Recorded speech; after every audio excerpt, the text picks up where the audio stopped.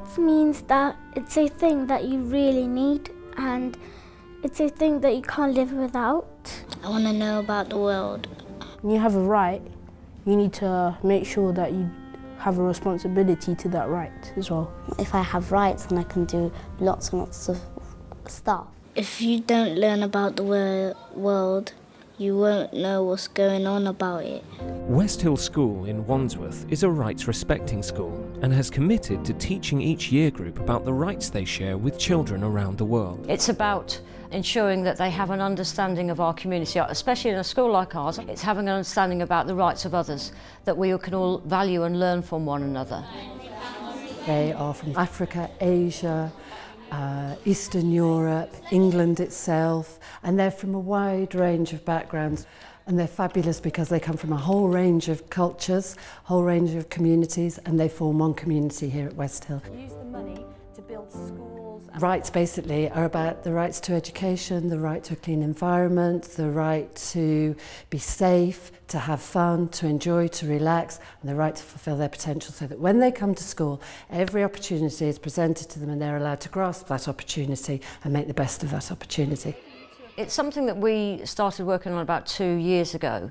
It's first of all just making the children aware of the basic wants and needs that we have in society, and then their rights and responsibilities. So we then started off in whole school assemblies looking at what's the difference between a want and a need. So I'd like a PlayStation 3, but I need water. It's given us a framework. I think we were halfway there before, but what this has really done is help us pull everything together. The lesson is based upon a topic that we've been doing this term all about rivers, and I thought that because we're doing work this year on rights respecting schools, that I should include in some way in that topic how other people around the world don't have clean water and how lucky we are in the UK. Year 5, we are going to do a lesson today on water and think about global citizenship. And I wanted to get you to think about the class charter, and one of your rights that you said to me when we sat as a class was to have a drink of water and think about what might happen if you didn't drink enough water. I think it's extremely important to talk to children about it and to teach them about their rights and their responsibilities. They go hand in hand. To educate the whole person. You know, I would be doing the children in my class an injustice if all I taught them was numeracy, literacy and science. They need to be aware of their rights and people around the world's rights and responsibilities as well.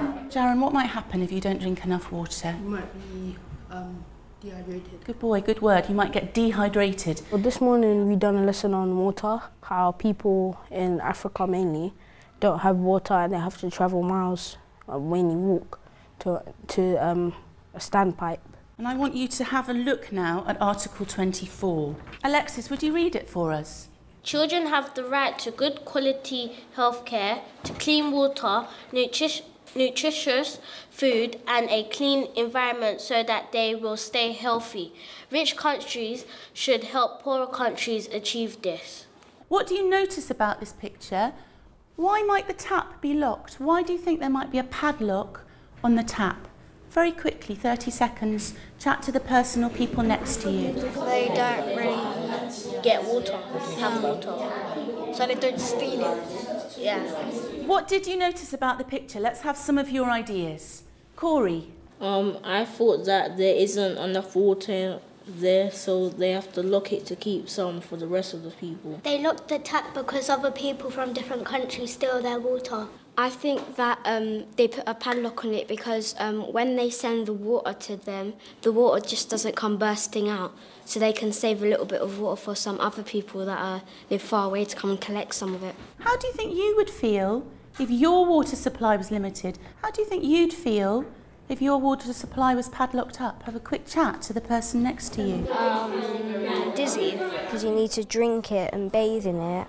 And if you don't drink that much, you'll dehydrate. And if it's dirty water, it will give you really bad illnesses.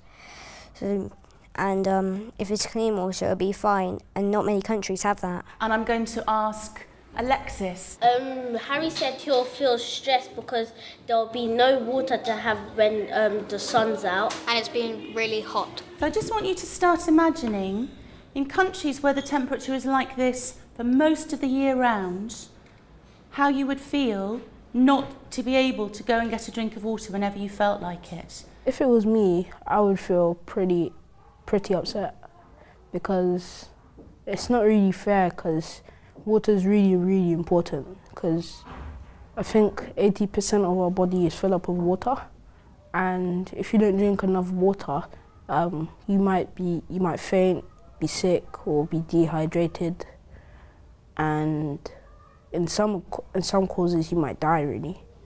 So it's really important. This morning I was lucky enough just to go to the tap and I filled up a 2-litre bottle of water so that you had an idea of what sort of quantities we were talking about. Having a bath uses 80 litres of water. Having a shower, I have a shower in the morning and I'm probably in the shower for about 5 minutes. Borhan, how long do you think you might be in your shower for? 30 minutes.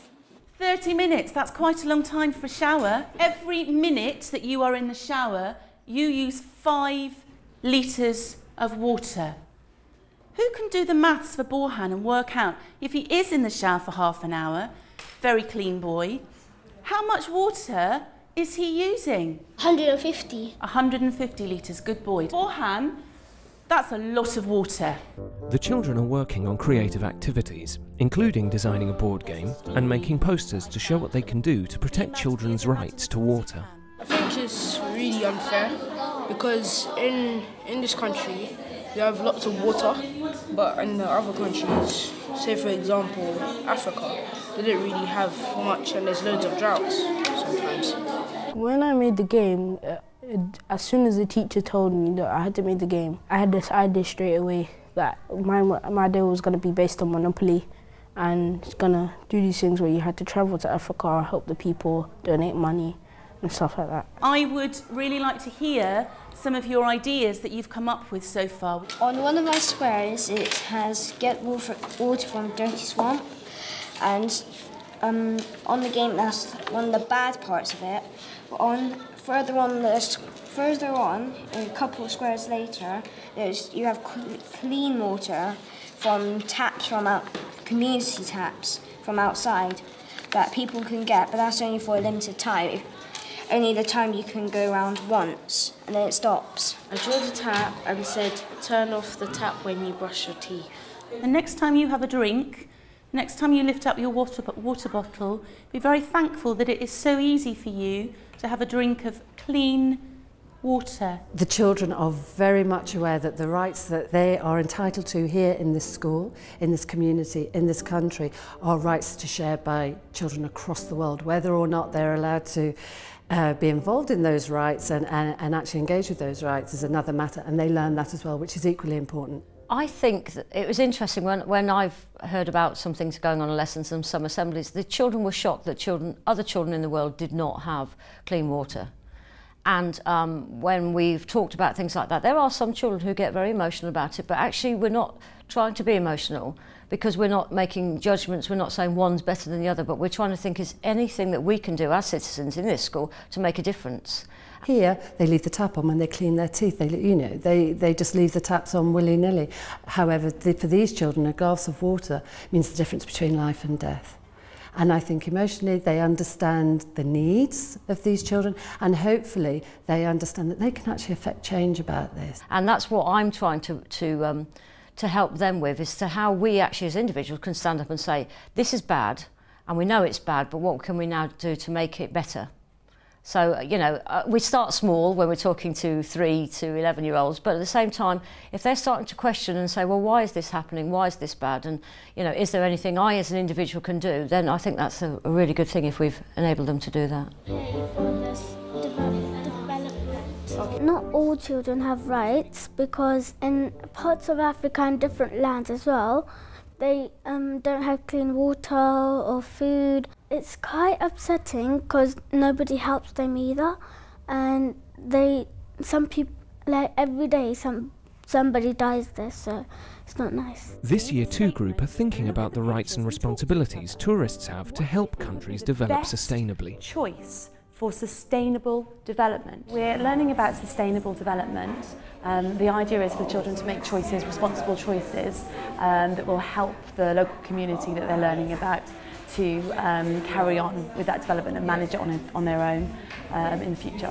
What would that be like for all the animals? And all the animals, when the trees are homes for the animals, when they cut them down, they will, the animals will die. Absolutely, so it wouldn't be sustainable, would it, for the environment? So now they've gone through this process of making all of these different decisions and thinking about why they're making the decisions.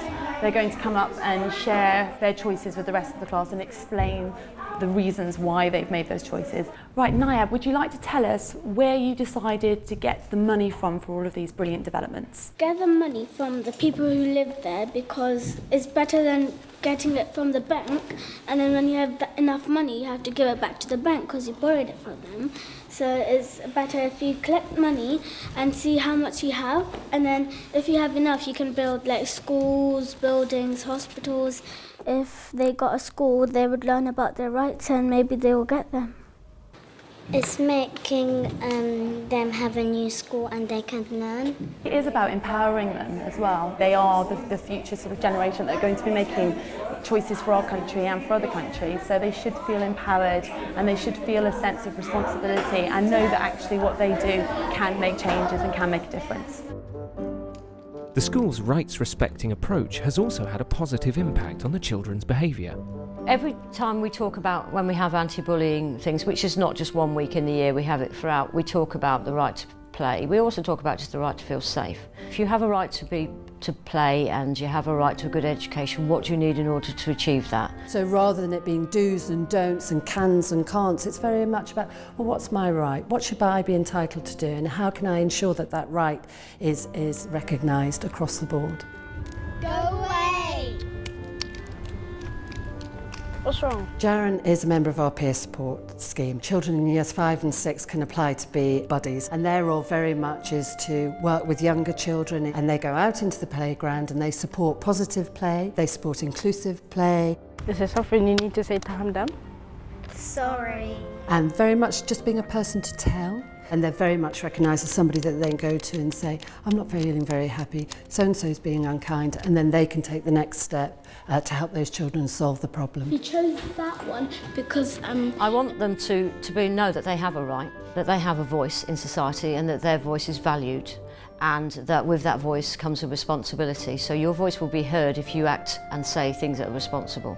I want them to be able to make the right choices in their lives, to have a really good life. It's about really being part of the whole world and the global community, because we are a small school in the middle of Wandsworth doing rights respecting, but actually I do have this belief that they're going to make a difference to the world. It has made me think differently as a human being about some things that I want and some things that I need, and I think if I can start to learn, I'm sure children are much better at learning than I am, so hopefully they'll make a difference. If everyone had rights, then I would be kind of really happy. But I don't know why, I just feel really happy. right now the world is not fair because people in different places, they don't get their rights. So it would be nice if everyone had their rights.